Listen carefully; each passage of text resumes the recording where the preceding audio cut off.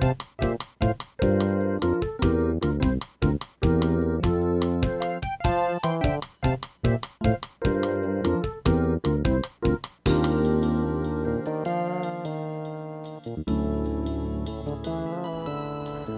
friends, welcome back to the workshop.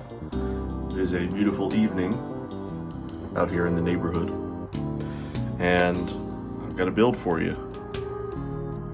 I am building a freaky table to get you a better shot. What makes this table freaky, you might ask? Well, it all has to do with what it's ultimately supposed to look like. Allow me to show you. What this is a toy from the early 2000s. And the toy is based on the book 20,000 Leagues Under the Sea. And the things in this toy set represent items that might be in Captain Nemo's cabin on the ship, the Nautilus. What I'm building is the table that belongs in Nemo's cabin in the Nautilus. Now, as you can see from the picture here, this table is meant to look like it's made of coral. And that structure has proved very vexing to me.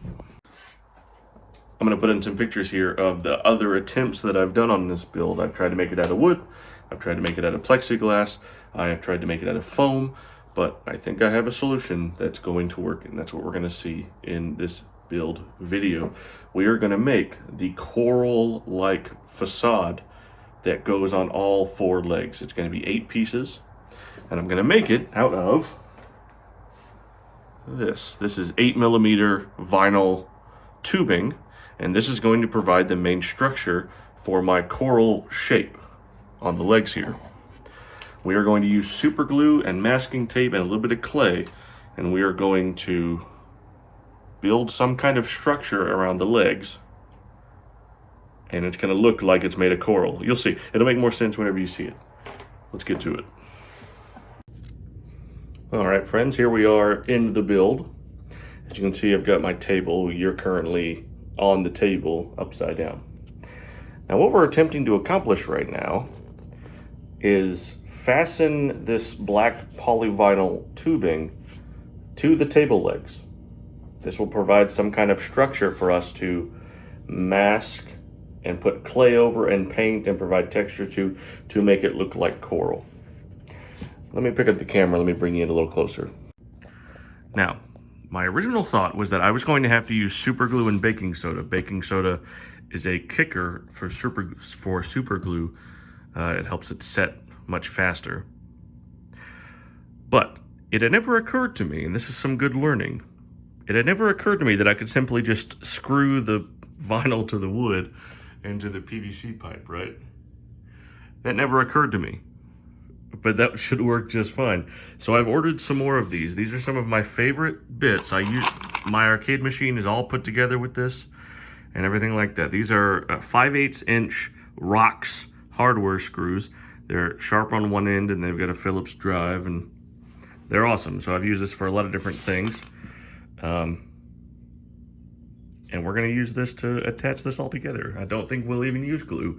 As long as you never see these, it does not break the illusion of what we're trying to go with.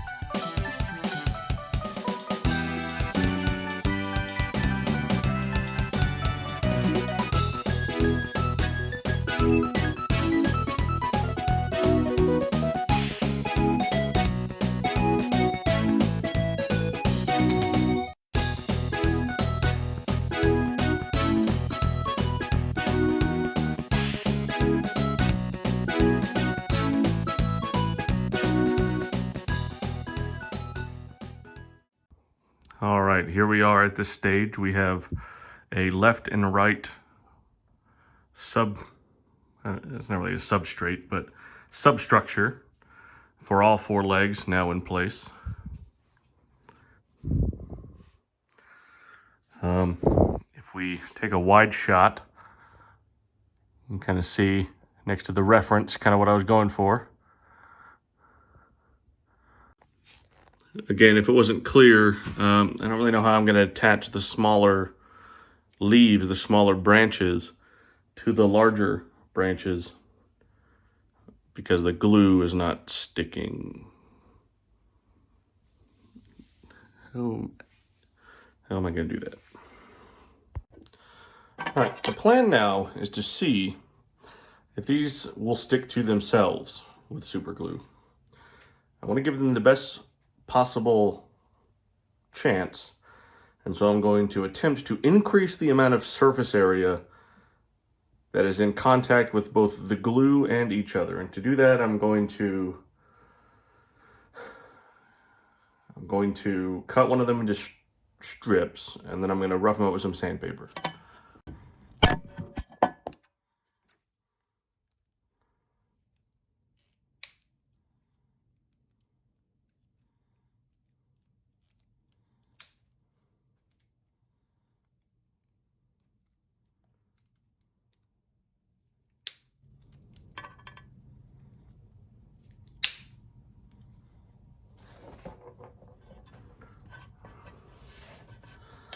Okay, so I've clipped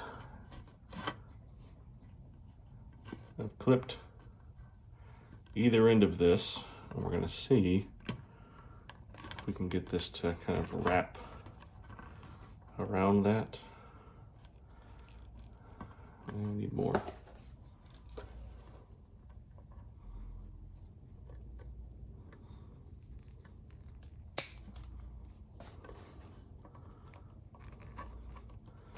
So you can kind of see what I'm going here now. Kind of like something like that. Let's get some sandpaper.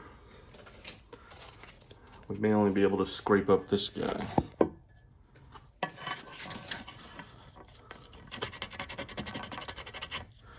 trying to give it a little bit of tooth. And what that does is it provides more surface area for the glue to stick to. More surfaces for the glue to stick to gives the glue and the plastic less points of failure. There's only one way to do this. That's to, I guess, try.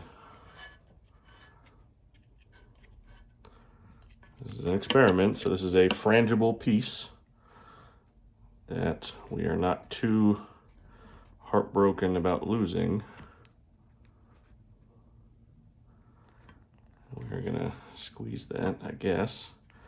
And this is more likely to stick to my fingers, which is what it's doing. Trying to get it in shot while doing this at the same time.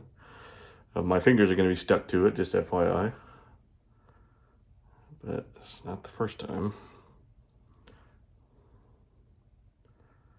Proof of concept.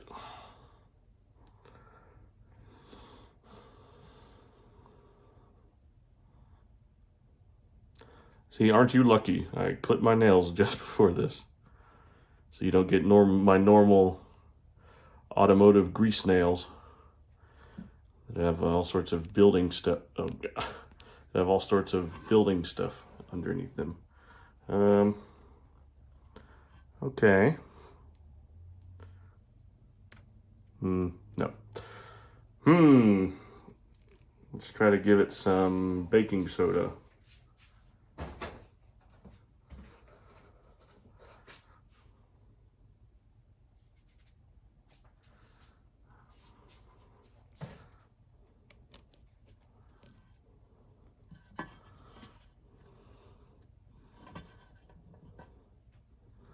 It's trying, the camera is trying to read the text back there, which is why it doesn't seem to want to focus.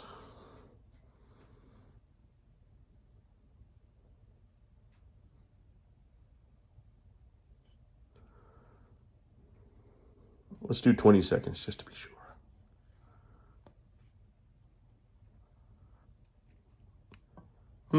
That's better. Baking soda definitely helped. There's a little bit of strength there. I'm not pulling very hard. There's a little bit of strength there. I think, okay, let's see. I was able to work over one of the pieces. Let me see if I can get it back. The more handling we do on these joints, the more likely they're going to fall apart. Which is sort of problematic because there's going to be a lot of fiddling with these things while they're in situ, while they're in place, in order to get them to look right? Because we also have to go through and attach tape. But I guess I could do this and then wrap them in tape. That's not a bad idea. Okay, let me get a little bit of tape. Let's try that too, while we're here.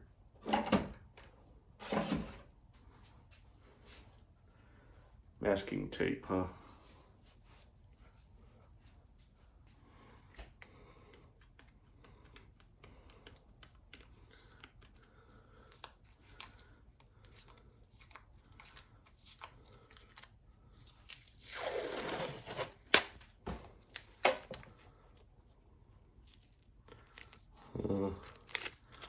Sort of a odd test piece, but that's okay.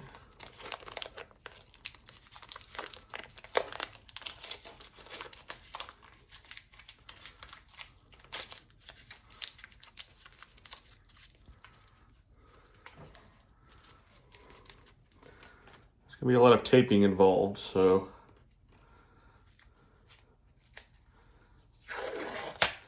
do we even need the glue is the question.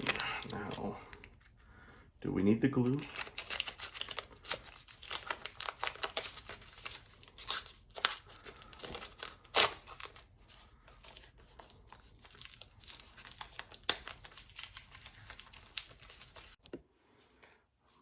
Okay, as a concrete example,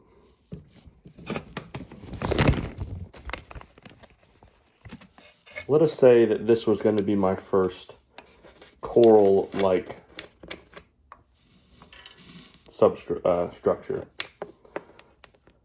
and I want to use let's say I was going to try to use the natural curvature of this piece of tubing in order to, well, just whatever orientation it wants to go in, let's just let it do that until we really need a change. So like that would be a good piece right there. This looks good to me as a natural formation.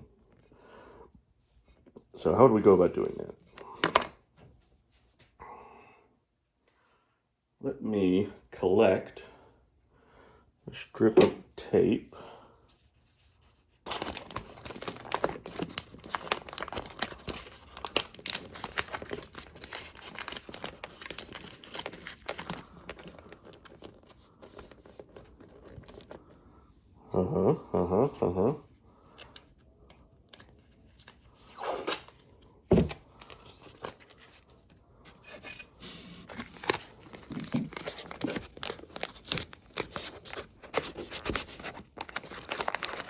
A lot of this is going to be hidden by the clay substance that goes over top of all this.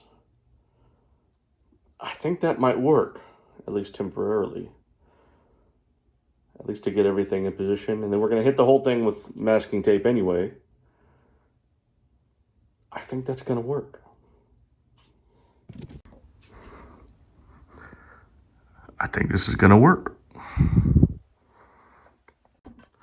You know, it's worth noting also that I'm not necessarily trying to go for a one-to-one recreation of this toy. First of all, I don't have the toy as reference. Second of all, I don't even have pictures of all of the sides of the toy because in the intervening 20 years, nobody has thought it important enough to take pictures of the four sides, and I don't blame them. It's kind of a random piece of a relatively random toy. So, and secondly, I'm not necessarily trying to recreate this thing exactly. I'm trying to recreate the gesture of this object. The way I look at it is that this artist, the artist who sculpted this, their interpretation of what this table is supposed to be and what it is supposed to represent is just as valid as mine is. In the fiction that this toy playset exists within, this table is a real object, and that's what I'm attempting to bring into the real.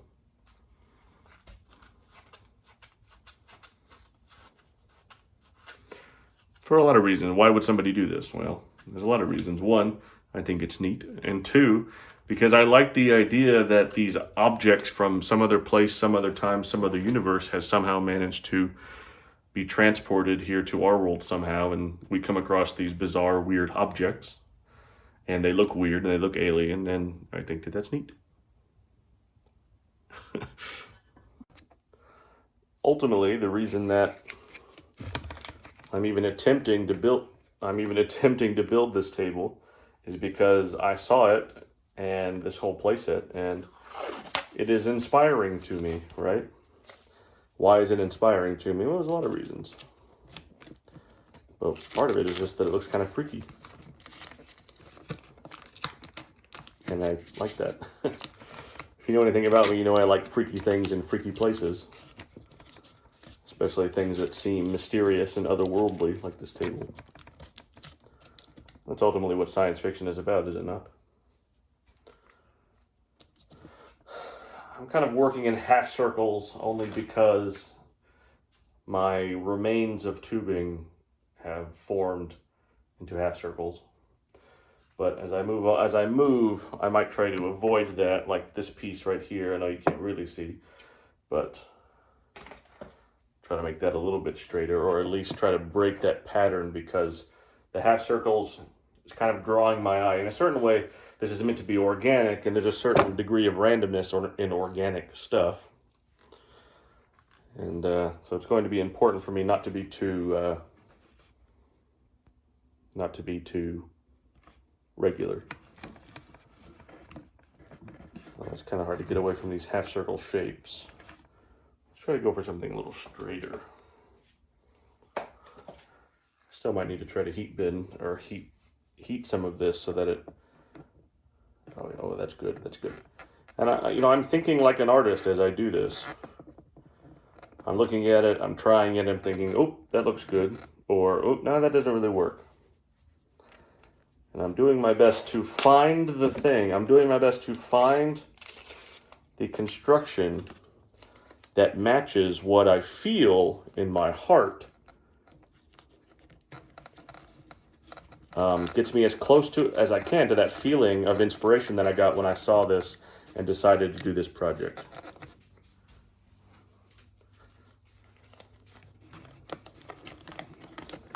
Like, oh yes, that does something for me. That does something for that me, that version of me who saw this for the first time. So here's where we're at right now. So I'm going to keep going in this manner, and I'm going to see if I can get to the top of this before I retire for today.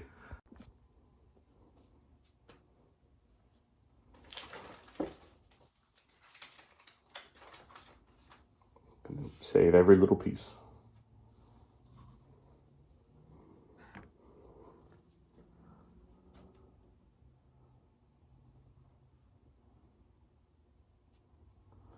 Do I want a really big piece here? Yeah, I think there's some big sections and some small sections. I think having a big hole, having a really big void is really not going to hurt us too bad, because you can see such big voids in the actual thing. I know I could get thinner tape. You don't need to tell me.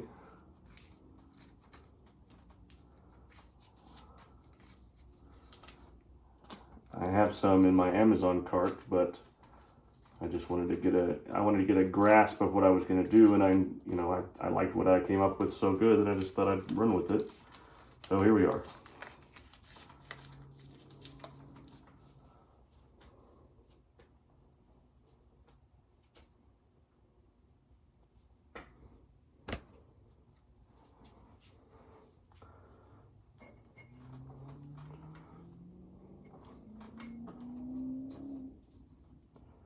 Oh, kind of like that. Oh, can't see that.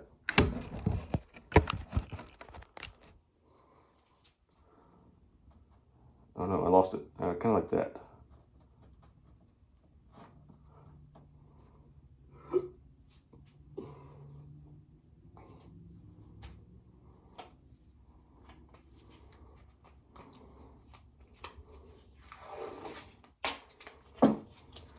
The lights are here not just for your benefit, but also for my benefit, which is I don't know if that's common for YouTube makers, but you know, here this is the world we've chosen. This is the life we've chosen.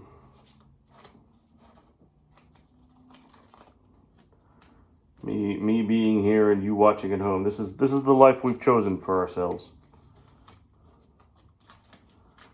So we will have to deal with whatever various shortcomings we encounter.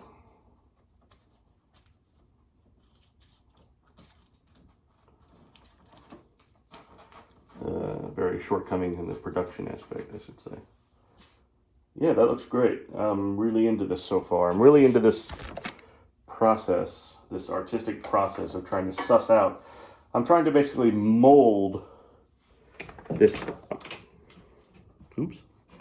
I'm trying to will this object into existence from nothing, from whole cloth. And it's kind of crazy when you think about it too much.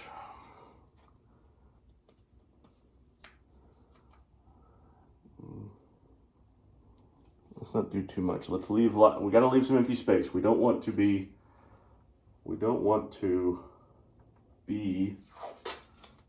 too. We also don't want to overdo it. There's a certain degree of subtlety in this construction. This is meant to look. This is going to be meaning to look like a delicate organic object, as if it was constructed from pieces of coral. Coral has a certain degree of fragility.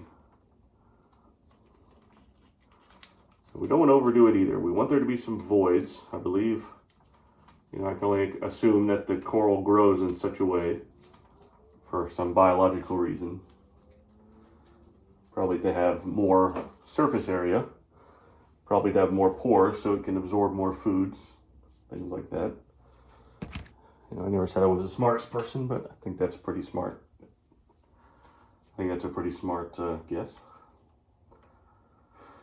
See, I don't want to put this here. I don't want to put that there because it matches the same gesture as this one. And that's a pattern. And I'm attempting to avoid patterns because this is a organic-ish structure. Let's see if I can wrench this into some kind of other shape.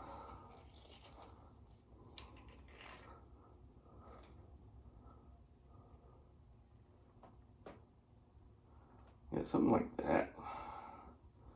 Something with a lot of bend to it.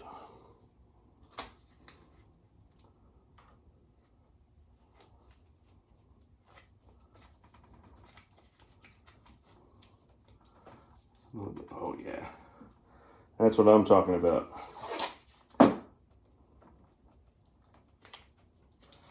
So that's the thing, right? Working with this gesture allows the plastic tubing to kind of relax a little bit and just sit in its natural state. But now I'm trying to wrench it into a shape that it doesn't want to go in. Is fighting me now. In the meanwhile, I'm trying to keep the sides, trying to make sure the sides, the main pieces have some degree of straightness, which, luckily, because I have so much tubing, I can kind of supplement with additional pieces like that, if I really needed to. But again, I think that's actually to its credit more than anything else. See, we're gonna start releasing some stress here and there. As we try to bend this tubing in a way that it does not want to go, it's going to start introducing a lot of tension and stress that might show up in ways that we do not want it to, like things breaking.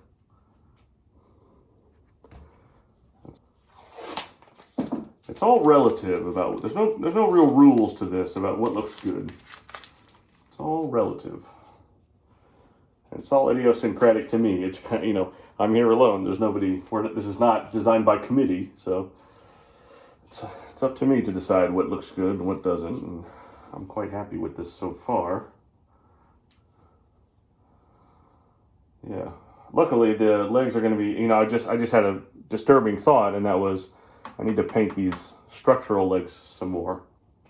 But luckily, this is all going to be the same color, so ultimately, I guess we'll just paint it at the same time, and the paint will go where it may. Is that what we want?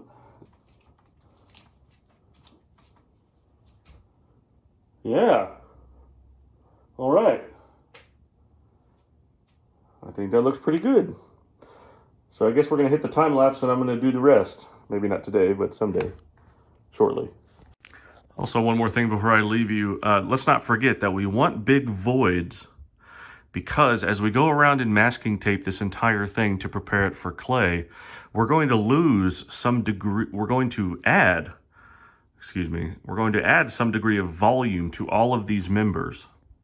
And that's going to shrink our void. So in order to make sure that we have some void left, let's make sure we leave a lot of void on the front end. All right, I have now wrapped the front facade with tape, with a full layer of blue masking tape. It's a little rough looking, and I think subsequent layers, I can do a couple more passes like this, it will smooth out as we add more layers of tape. So I'm just doing all of this one first to kind of get a sense of the order of operations here. Progress continues on the table, on the freaky table build, but still just kind of chipping away at it. There hasn't been much to share concerning the methodology or the thought process. It's all pretty much the same as the last clip. I will update you as events warrant an update.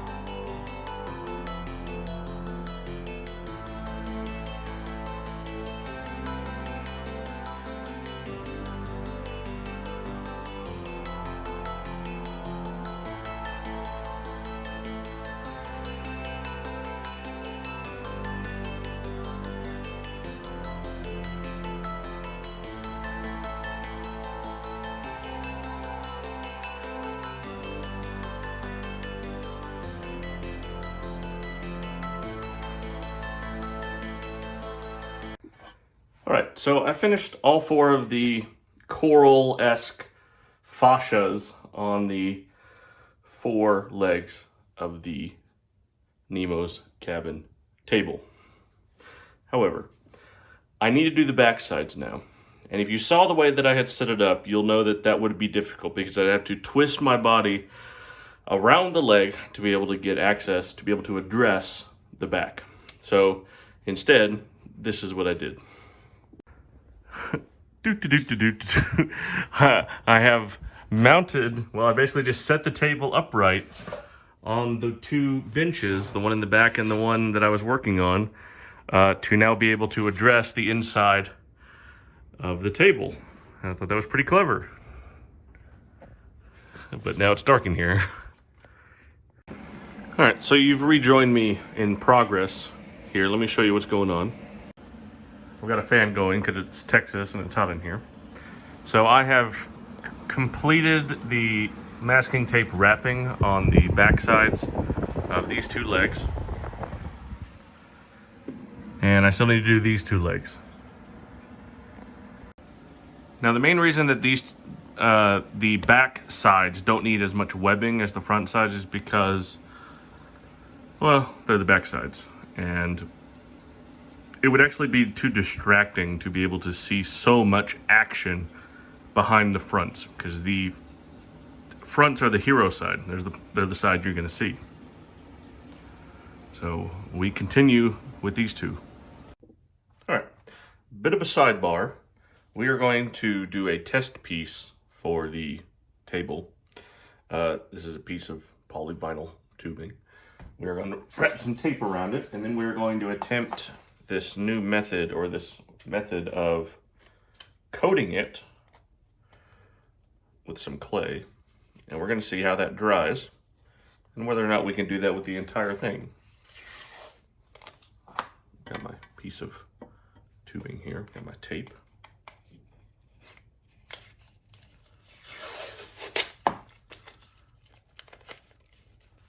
It's just a proof of concept, really, because we don't want to test techniques that we aren't sure work on our hero prop.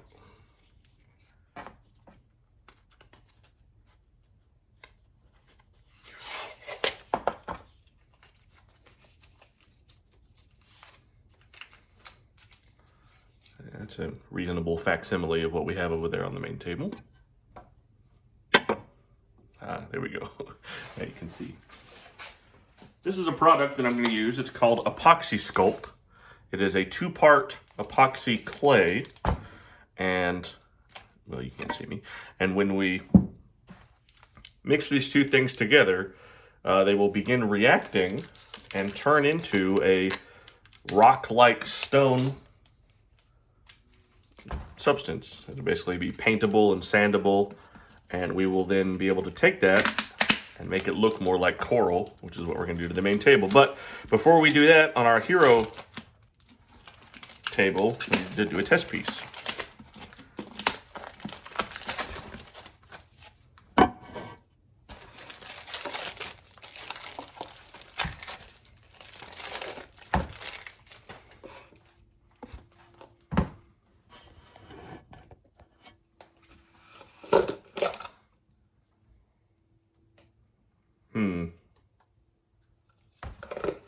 Seems questionable.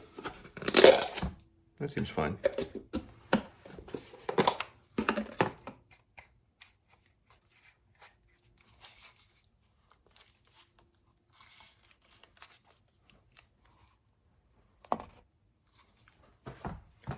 There's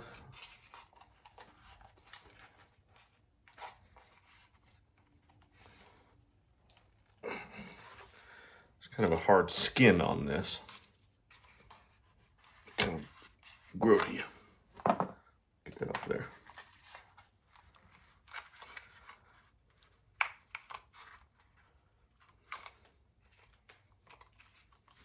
That is part of it.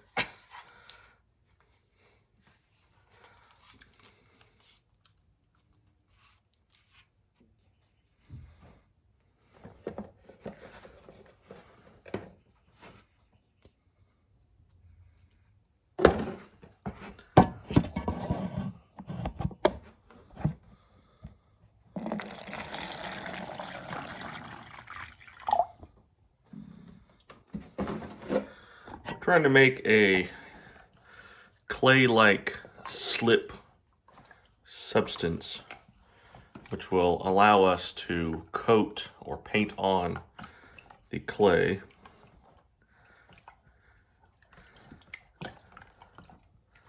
Trying to make a very liquidy, kind of mud-like clay.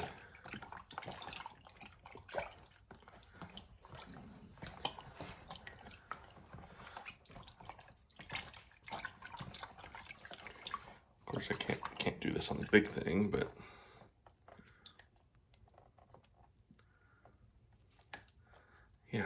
Yeah, okay, this is working. Doing the most watery coat that I can. Still might be too much water, but basically very high water percentage of clay, because I don't want to waste so much material.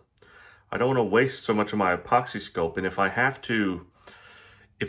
to make such a thick layer in order to get it to stick, then that's not going to be any good, because I'm going to end up wasting so much for no benefit. The volume should come from the cheap material, which is the tape and the tubing, right? The coating, this clay coating, is simply a texture thing. It's simply to make it look coral-like, which I cannot believe is actually working exactly as I thought it might. It's very rare when you make stuff that things happen correctly.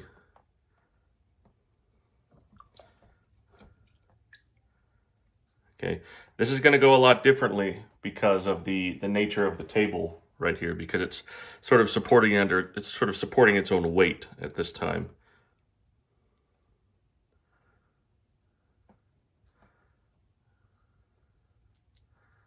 As you can see here, it's going to probably take more than one application, but that is what I had in mind. That is, and I'm really lucky I went with the blue tape because the blue's kind of peeking through a little bit. It's going to take more than one application, because once this dries, I can go over and then hit the blue spots. But this is exactly what I was going for. I'm going to let this dry, and we're going to see what happens. Looks like a little gray turd. And I'm going to wash my hands. I'm shocked that that worked as well as it did.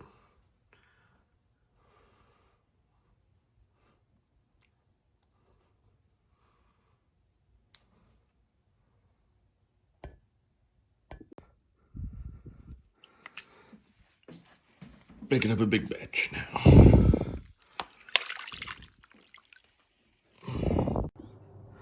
Okay. I'm going to now attempt to use my brush and my container of sloppy clay mud. I'm going to attempt to kind of apply this in a way that might work.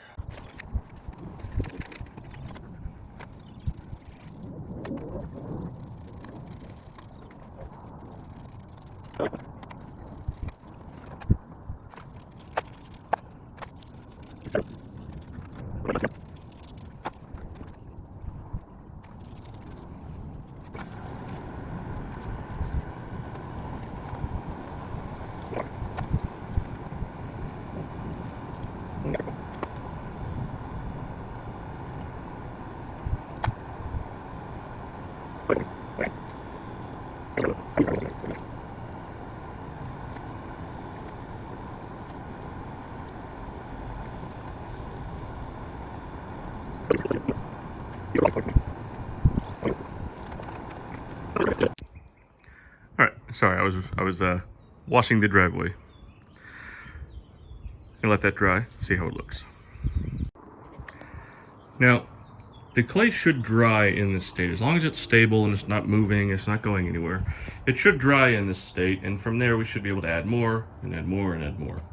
However, I'm out of clay, so I'm gonna have to get some more.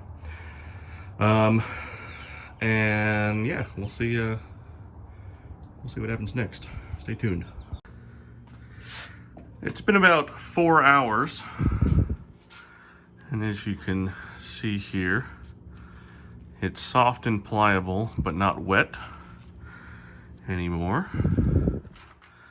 So it did what it's supposed to do, but the stuff in my container, I realized I had much more clay in my container than I thought, but it is kind of viscous and, I don't know, cake batter-like is kind of the way I would describe it. So I'm gonna see if I can get some of this on there. Okay, scratch that idea. It's turned into some kind of horrid cheese product. It's not going to be formable in any way anymore. That's trash. Although, in the meantime, I had another thought. This is toilet paper that was soaked in water. And it has kind of like a moldable consistency to it. I don't know, is that an idea? Is that an idea we can use? Should we go through and wrap the table with toilet paper and then like spray some water on it? That might be interesting. I don't know, let's continue with the clay plan. Let's continue with the first plan, and that's to get some more clay to cover up this blue. But I'm quite happy with the consistency that I'm seeing with this method. Okay, here's another idea. This is Mod Podge. It's basically a white glue. It's a little thin white glue, but it's got a consistency to it. Like, we could take white glue and paint it on and let it dry, and it should form like a candy coating on the outside that might be paintable. We could try to do that as well. It would actually be a lot cheaper than this clay, and it should just go right on top. There's no reason why it wouldn't. I'm just gonna, my mind is buzzing with different ideas all of a sudden. Here's my test piece. Looks very good. I don't know, I just had having a bunch of ideas all of a sudden. I may try to on the back sides. I may try to paint some white glue on there and see if that does anything interesting.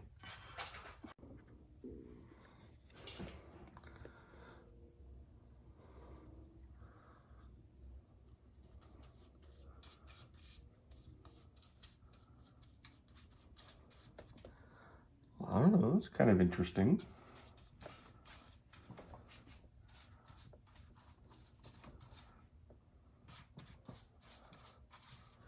I hit all this with spray paint, so it's not like we have to be precious about, you know, what color it is. We're just trying to get kind of a seal so the tape doesn't peel itself up later after it's finished. After it's finished, we don't want tape to begin revealing itself while it's on display and or in use.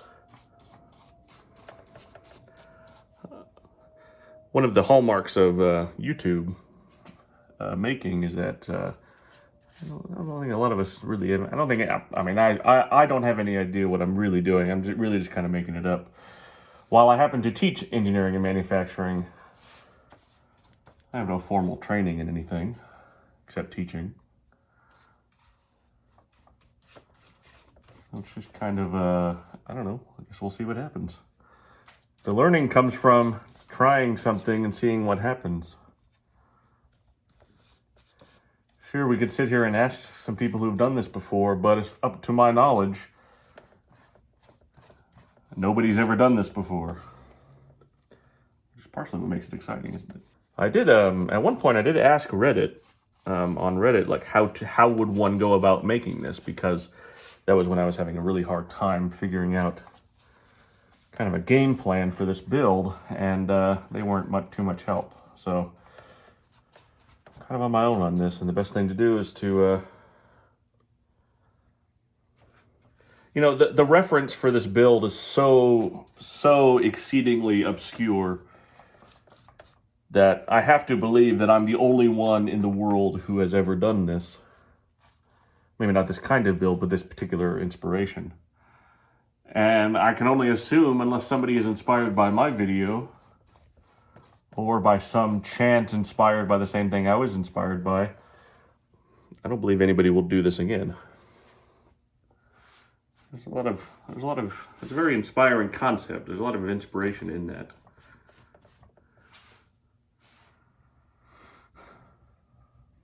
I don't know. What do you think, guys? We'll go with that. Let's let that dry and see what happens. I need something. I feel like I might need something a little more plastery, or something a little more like maybe take some newspaper or some just strips of white paper and kind of put it around, kind of a paper mache kind of action. I don't know. There's a lot of voids in here, but you know, that kind of lends itself to the choral nature of what it's supposed to look like. So I guess I don't know if that's a problem or not. I'm having a hard time kind of, you know, I'm kind of trying to think through what it's going to look. All right, so the white glue, the Mod Podge, is dry, It is dried, vaguely sort of clear color, which doesn't help me too much in this endeavor. What I'm tempted to try next is some kind of normal plaster to cover up the bulk, and then go in later with more of this kind of clay for any spots that happen to remain. That will be much cheaper, because this stuff is not expensive. That little bit that I used, there's about $30 worth of this stuff, and you can tell how much left I have to do. It's really not very covered at all. So maybe we'll get, $10 worth of plaster and see how well we can do. Okay, so we're here in, I don't know, plan E, I guess. We have a little container, a little half milk jug of water, and we have our plaster. We're gonna see if we can't plaster this together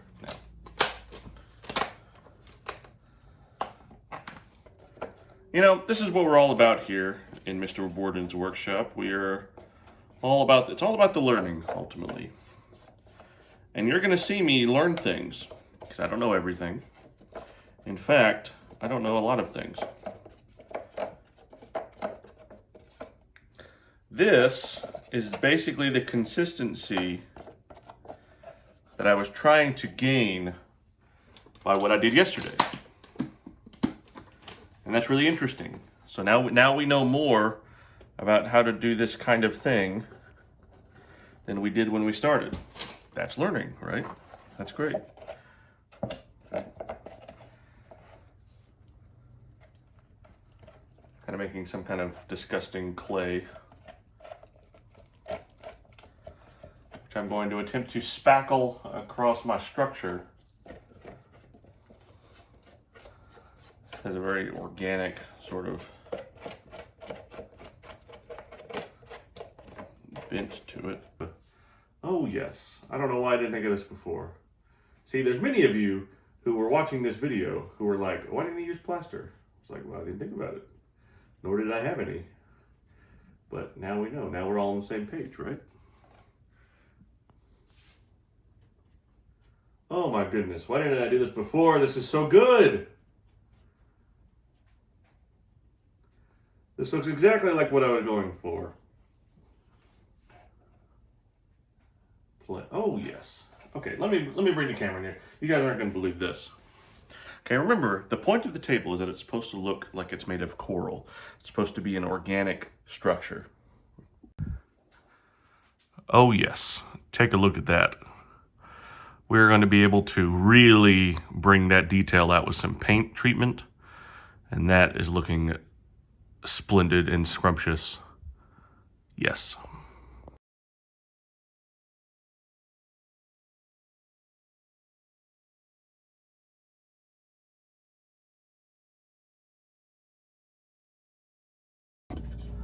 I suppose time will tell concerning what happened. My plaster, I mixed up a little bit too much, so it started to dry in the pot.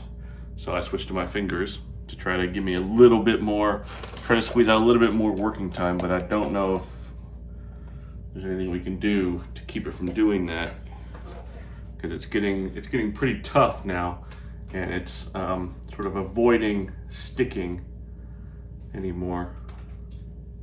Can I see it falling off here? So it's gonna be let us I guess we'll see what happens with this, because I don't want to keep pushing it until I really know how it's going to end up. So let's just wait a second. How long is this going to take? It only has a work time of 10 minutes, and it's going to fully cure in 30. So we will come back and check. All right, it's been a few hours, and while parts of it that are sticking far out or have little support are somewhat brittle, I don't think that's going to be, I don't think, as we kind of continue to coat it and add more applications, I think that's going to even itself out. Like this right here, I would probably go through and sand this down anyway, so it's not really any big deal that it comes off, right? So let me go and do the rest, and we'll kind of go from there. All right, after another round of plaster that has hardened, I was able to get a goodly amount onto the facades. Again, it's going to take a number of applications. As it began to harden, as it sort of changed from it's very windy outside.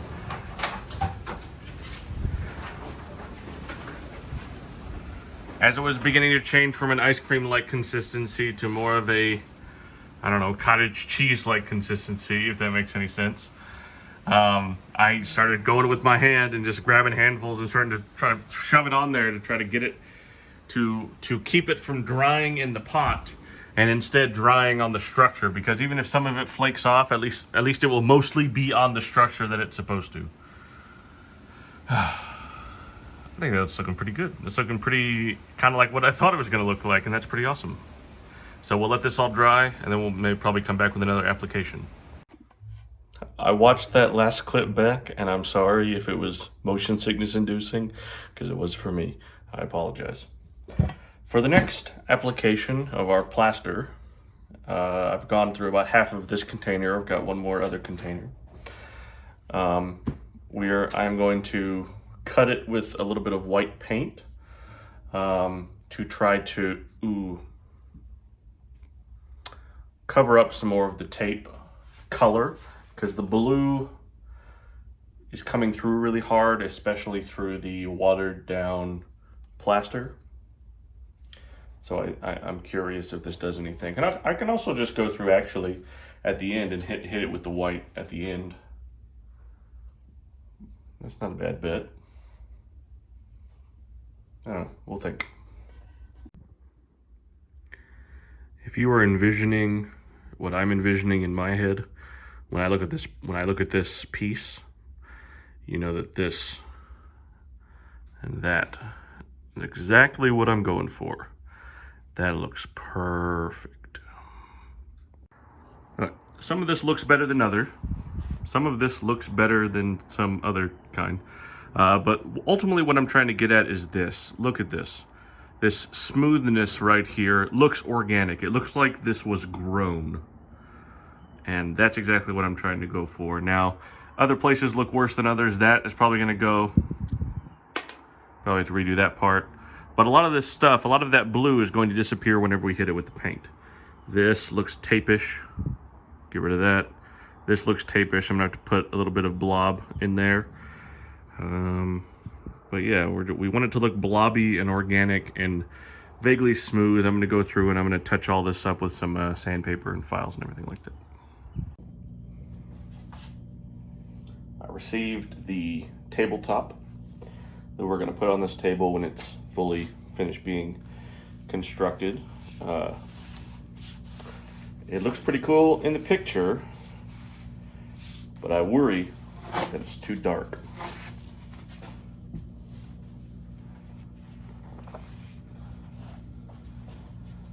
Look at that. It's got a very Victorian feel to it. Turquoise, it looks very green on the camera, but it is turquoise. I think it's too dark. It's too dark. I think I'm gonna hit this with some fluorescent teal paint, just a dry brush to kind of bring out some of those details. I think that's gonna look really good. So I've got a whole yard of this, which is frankly probably more than definitely more than I need. But you know, maybe we'll use that for another project. I believe, for the time being, the texture on all four legs is where I want it. And now we will do a coat of the same green color that we used up here to redo the entire thing in vintage teal. We'll see how it looks after that. Then we'll kind of we're gonna have to make some decisions after that about what we're gonna do.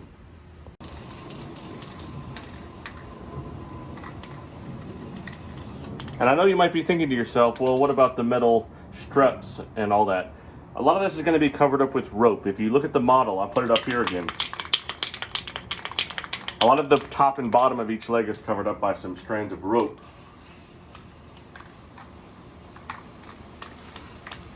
It's very beneficial to us. It will allow us to, once again, hide some of those crimes. to do a top coat on everything. Ah, it's a gorgeous color.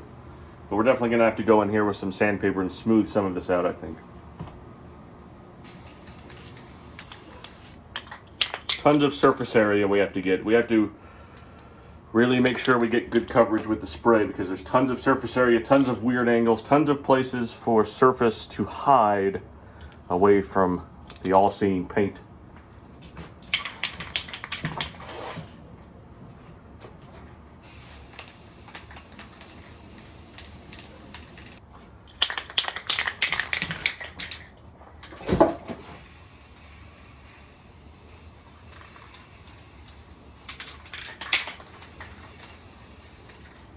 Am I worried about getting spray paint on stuff that's not the table? No, not really. It tells a story. I like there to be artifacts of the builds around the shop. I like to see little splotches of paint and remember, oh, I remember when we made that table. That was one of our first projects on the channel. I'm gonna remember it forever, and it becomes characteristic of the space that we live in.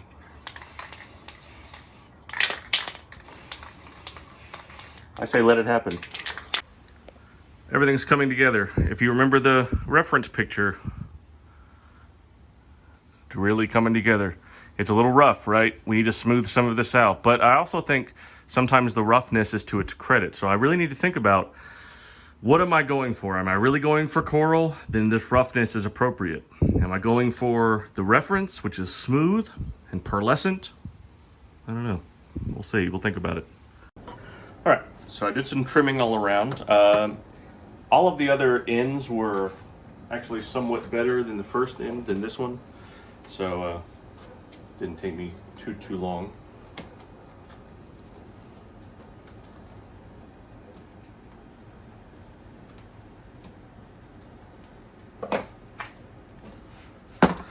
Next plan.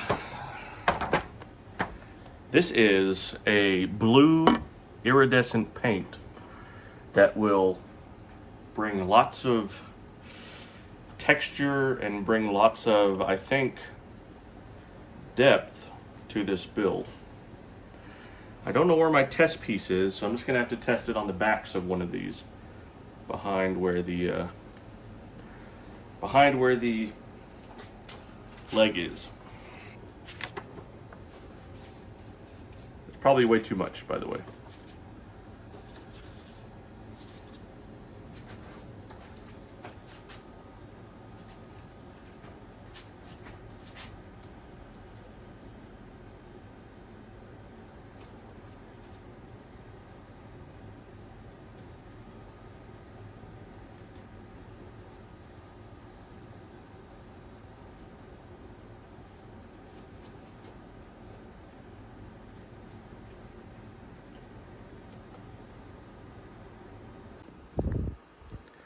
So here is normal, and here is with the iridescence. I think that looks kind of cool, to be honest, to me. Oops. I think that looks kind of cool. Maybe a little too heavy-handed. Let's do a little bit more. Might even be able to cover up that hole there with this. Yep. Nobody's the wiser. Very subtle. Really cool, I think. Oh my gosh, it's perfect. It's really more of a color that I was going for, to be totally honest.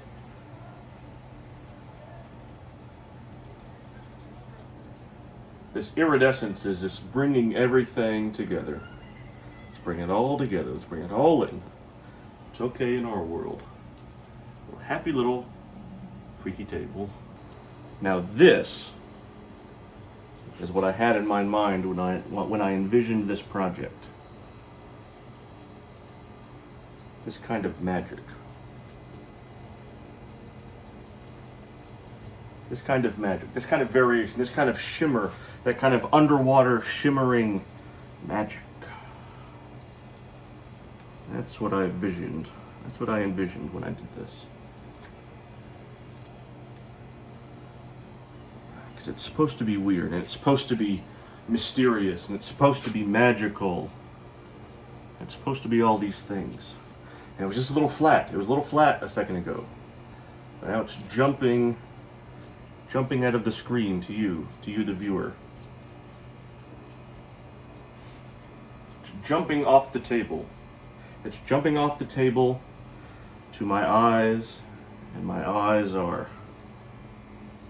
delighting in the wonder which it inspires in me.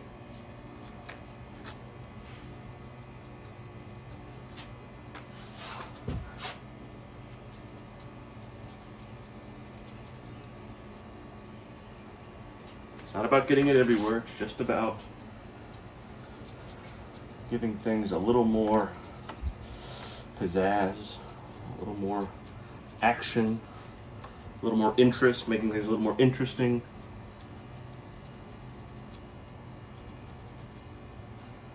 Giving things a little more interest.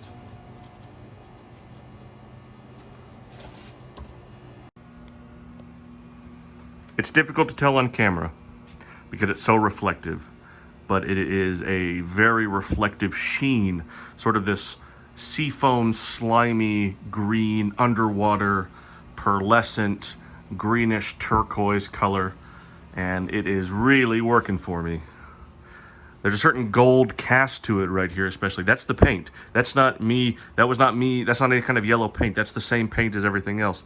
It's just all, the light's hitting it all different ways, and it's becoming magical. It's got this magic item quality to it, like a D&D magic item. Really working for me. Now, from back here, doesn't look like anything special, but that's okay. And again, anything that's obviously tape, we need to get rid of. Okay, we're going to use a lot of this paint, so let's get serious. Oh my goodness, it looks magical. It looks like a magic item. It looks like you found it in Poseidon's domain. This is the table he would use. And you know, the project has sort of become its own thing. It's sort of gone beyond the reference at this point. Because the reference, well, you know, something about the reference kind of looks like this. It's made of plastic, and the plastic has a shiny finish on it. Has a gloss finish on it, and this kind of has a gloss thing going on, right? Oh my goodness, it's breathtaking. It's magical. Jumping off the page, jumping off the item, jumping off the experience. We're not anywhere close to done yet. We're not anywhere done yet because we're gonna figure out what we're gonna do with these PVC table posts and all that. But we're certainly on some kind of way to. It's a little bit difficult to tell from here, but I've done the entire thing. Whoa, I almost tripped. Ah, there it is. It's almost like a gold verdigris. Look at that. I hope the camera is doing that gold justice. That iridescence is just beautiful in every respect. Oh my God, part of it is disgusting, part of it is beautiful, part of it is organic, part of it is grown, part of it is reads as its treasure. It is incredible to me. That gold, oh my goodness. I see a part here that we need to clean up. I see that part right there needs to be cleaned up.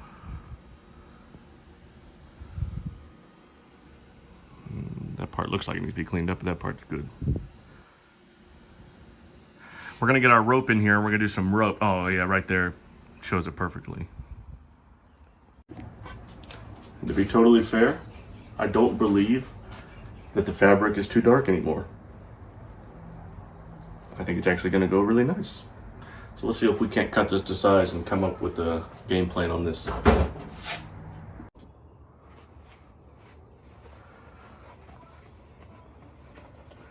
Do the tried and true technique of eyeballing it. Oh, well, that's all there is. Well, that's a good piece. We'll save that tube. Never know. That's a good material. Well, I think we might just put this on there and see what we can do.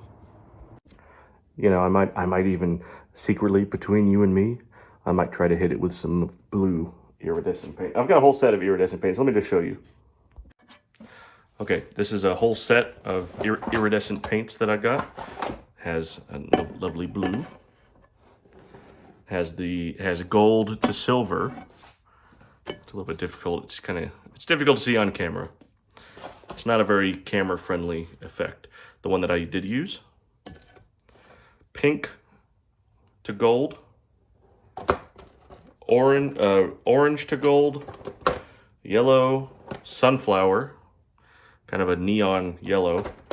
And then these are interference paint. So I think these are some kind of gel that is a clear, and then it's got a certain gold undercoat or some kind of gold.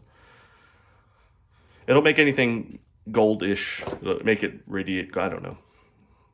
And this is violet. It has sort of a violet undercoat to it, and a red undercoat and a blue undercoat. I've got purple with a blue undercoat, and then magic aqua. This is always the one I was going to try to use, but I think I like this one a lot better. But we might try to make some magic with these. Maybe not. We'll see.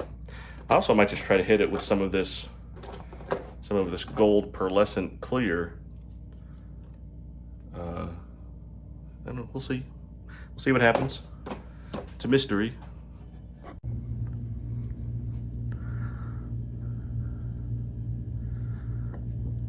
All right, let's see what we can do. So as I do this painting, what I'm really doing is I'm just looking at it and I'm making decisions on the fly about what needs a little bit more, because if I notice it, the viewer is going to notice it eventually. I know I've spent more time looking at this than everyone else. And I know, this is an air conditioner, by the way, it's hot out here. I know that I see things more than other people, but eventually, the more the viewer looks at this, the more imperfections they're going to find, theoretically. Or, because they're simply a different person, they're going to care about different things than I do, so they're going to notice things that I don't notice, which would be bad. Because then they're going to see imperfections that I did not account for. And so what I'm doing is I'm just going back and forth through all the legs, back and forth with the paint, making adjustments, adding a little bit there, adding a little bit there. Oh, that part needs a little bit more. That part looks white. Looks like that part fell off. So we're going to add some paint there. There we go. We'll come in here with that, clean that up. It's just about keep going around until we feel, at a certain point you have to say good enough. At a certain point, like right now, that I'm out of paint, at a certain point it has to be, well, we've done what we can do. I'm not saying I'm done, I'm saying that I'm done for now. Because we still have the other colors we could try. We have magic aqua that has a violet tint to it, so we might try that. And I've got blue with gold undercoat, might try that. That actually kind of looks promising, but I actually think I might try this one. And then of course we can also try the interference pearl. Maybe blue. Blue interference. We'll see. Let me get you in here close. You know, it's a process. It's getting better all the time.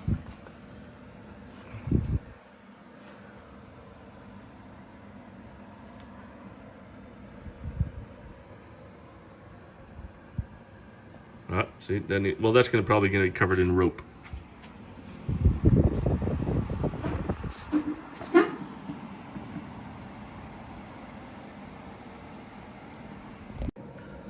Hello, you've now joined me at the top of the table, so we can take a look at this fabric. Hold, please. Oh yeah, that's a good shot.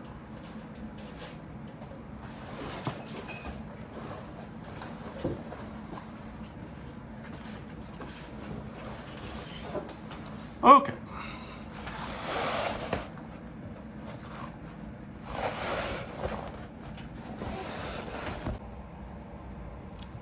Sponsored by Craftsman. Garage door openers. Not really.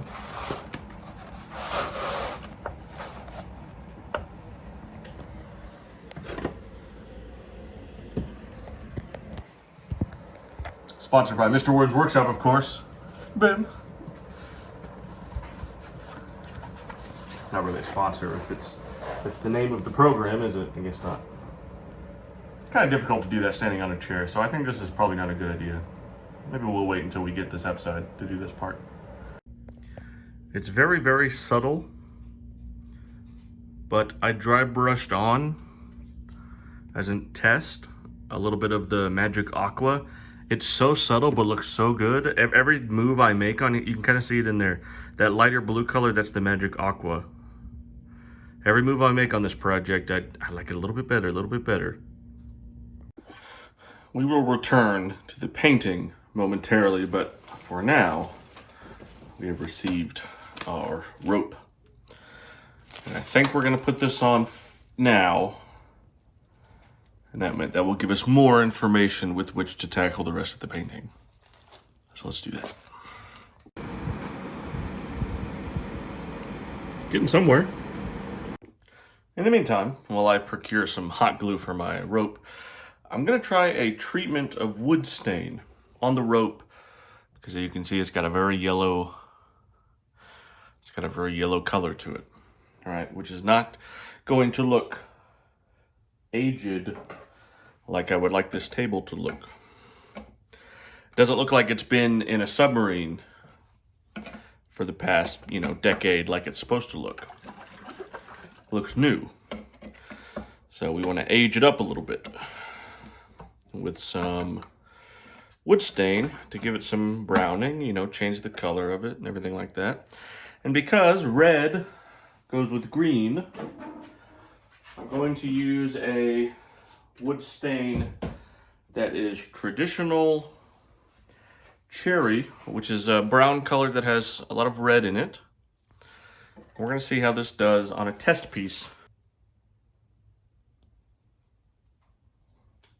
There's something to it, but no. It needs to be browner. It needs to be dingier, grayer, blacker.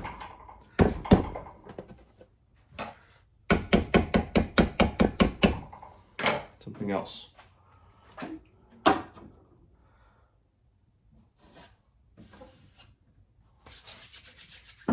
What do I have here? Dark walnut, could be. Let's try a little dark walnut. At one point a few years ago, I bought every color they had, so I should have a lot of different colors.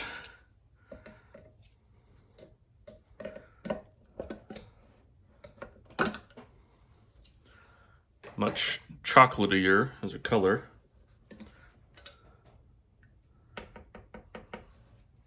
Let's get another little piece of rope.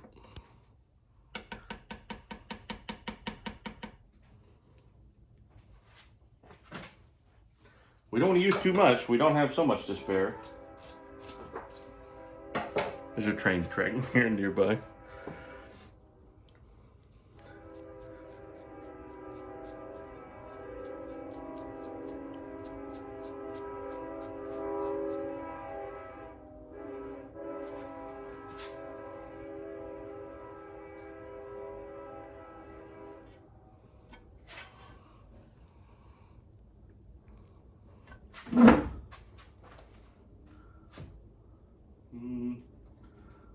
Better. I wonder if this with a black wash, this with a little bit of watered down black over it, maybe.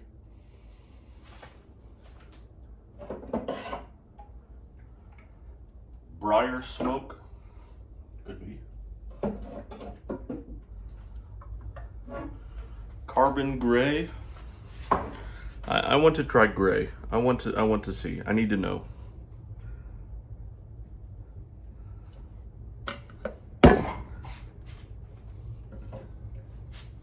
I need to know.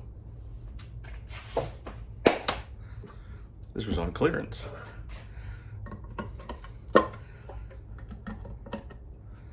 Presumably it was on clearance because nobody wanted it.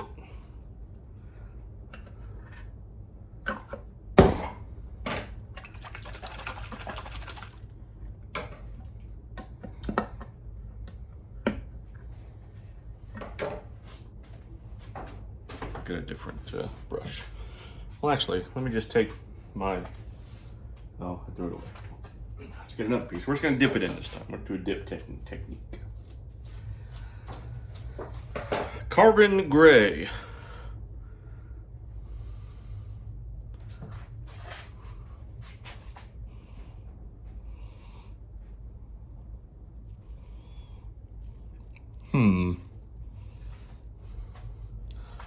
You know what?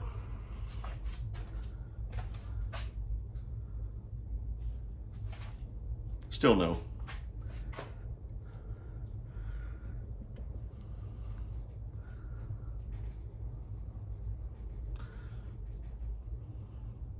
We need something in the middle.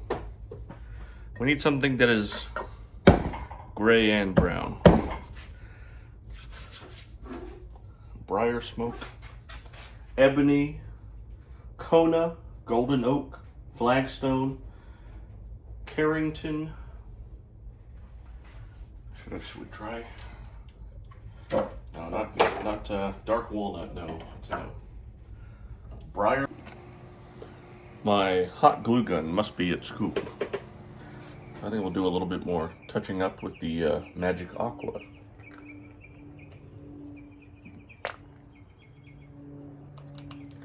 It's got a purple kind of undercoat to it, very magical looking.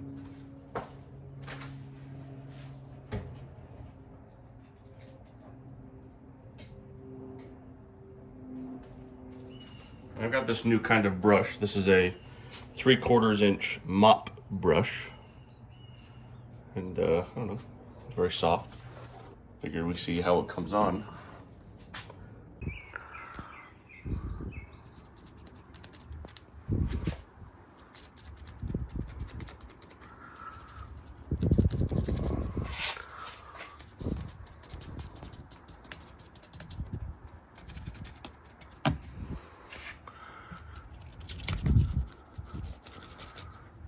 Just a little bit of magic aqua. Just a little bit of magic aqua for flavor, right?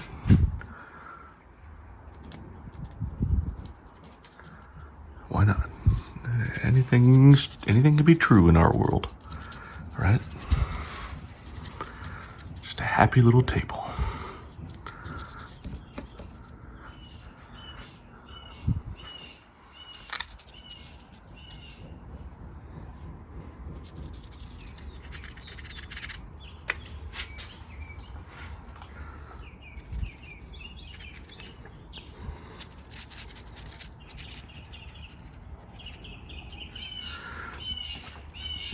Just a happy little table.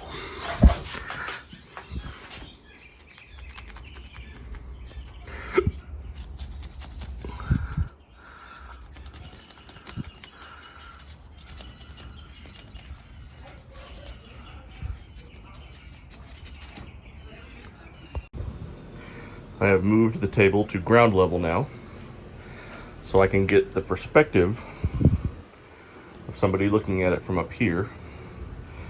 And so I can make sure that as somebody looks at it, they're not seeing any sort of artifacts of construction. Like right there. And that's all going to get covered by rope. We're just doing our best.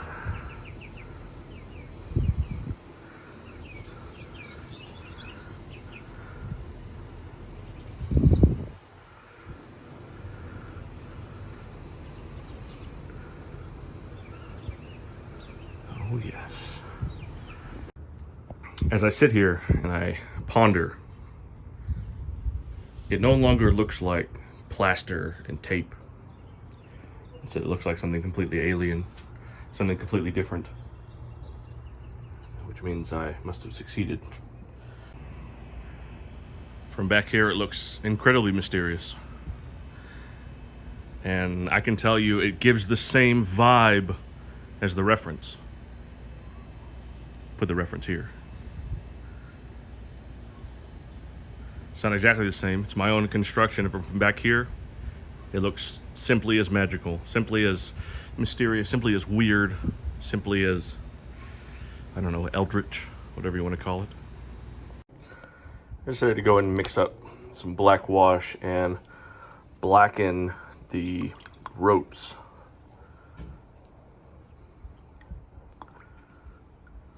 Before we glue them. I thought about doing it afterward, but figured just so I can have something to do, I'll go ahead and do this. Our cursed black rope. Now that we're kind of approaching the tail end of this project, as with all projects, the cost of failure has gotten exponentially higher. We got to figure out what to do about these legs. And our ropes are too gray, well, maybe as they dry they'll get different color, but thinking about going through with a brown wash over the whole thing, maybe. We'll see. All right, so I think you can tell on camera. I've taken some of the blue iridescent gold and I've painted the core of all the legs with it in here. Especially any place where there's white poking through. Any place where there's color that shouldn't be there or that is distracting, I have hit with the iridescent blue to gold, and it's done a really good job tying the cores together. Because before the core was nothing but spray paint, it was matte, and I think ultimately it was distracting because everything else had this sort of iridescent hue to it, but the core was matte, and so now the core is also iridescent, and I think it's fading more into the background, which is exactly where it needs to be.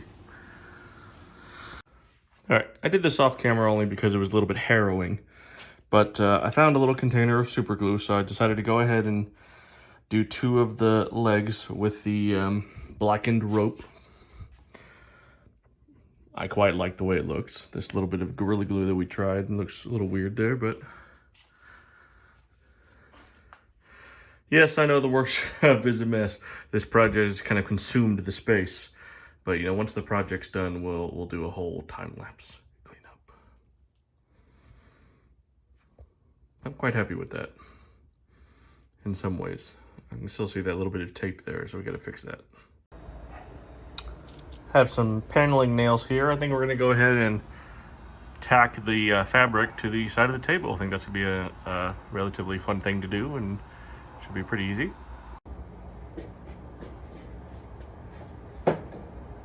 I have a exceedingly tiny hammer that we will use to accomplish this. And what we're going to do is make sure that everything can fold under, and that's kind of about it.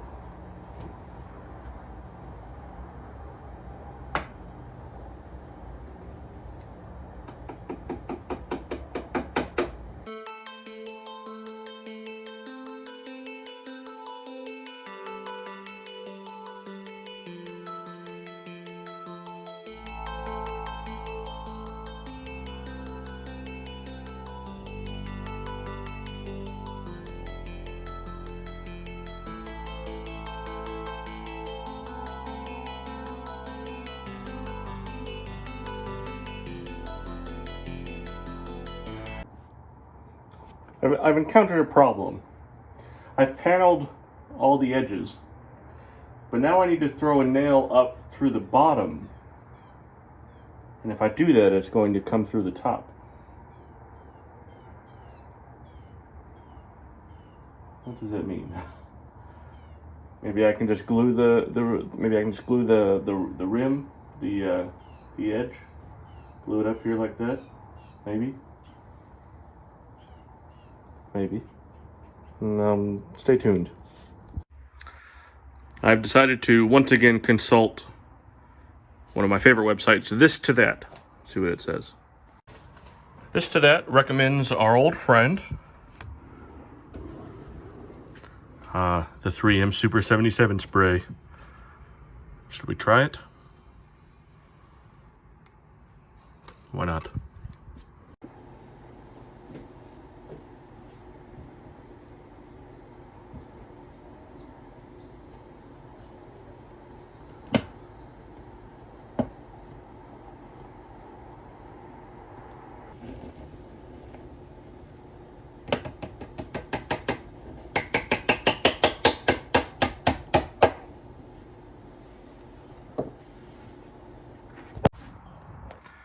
And well, a little bit of hot glue where necessary.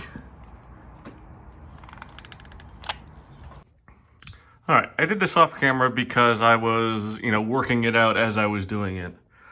The most paramount piece of job that we need to finish is covering up the metal supports, or at least obfuscating them enough so that somebody from a distance would not be able to tell that they were there.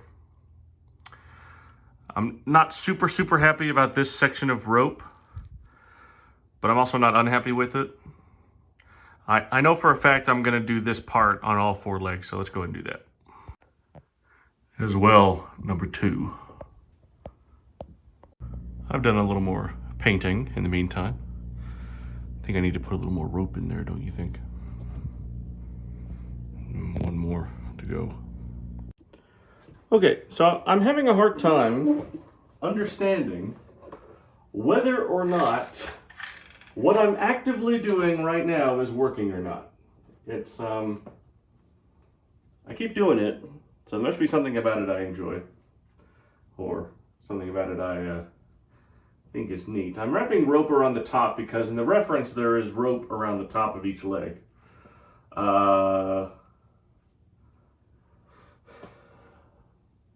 And I like that part because it looks like the reference somewhat. However, it looks a little bad, but I also kind of like that about it. I like that it's a little bit bad, like it's a little bit ramshackle, it's a little bit dirty, it's a little bit rough, it's not perfect. It's this thing that's kind of holding itself together.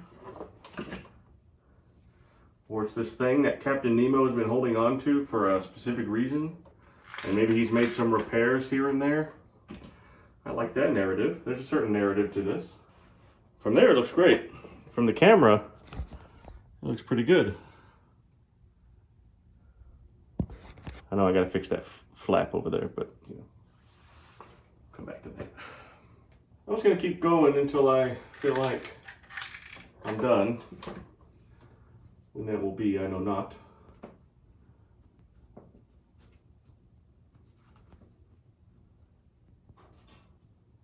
And again, it's sculpture. I keep adding it until I think I'm done. And I won't know until I won't know when I'm done until I'm done. All right, friends, I think we're done with this project. I got to do a little bit of finishing on the back here with that rope back there, and there's a couple of tidy spots, but we're gonna get this outside and we're gonna take some beauty shots.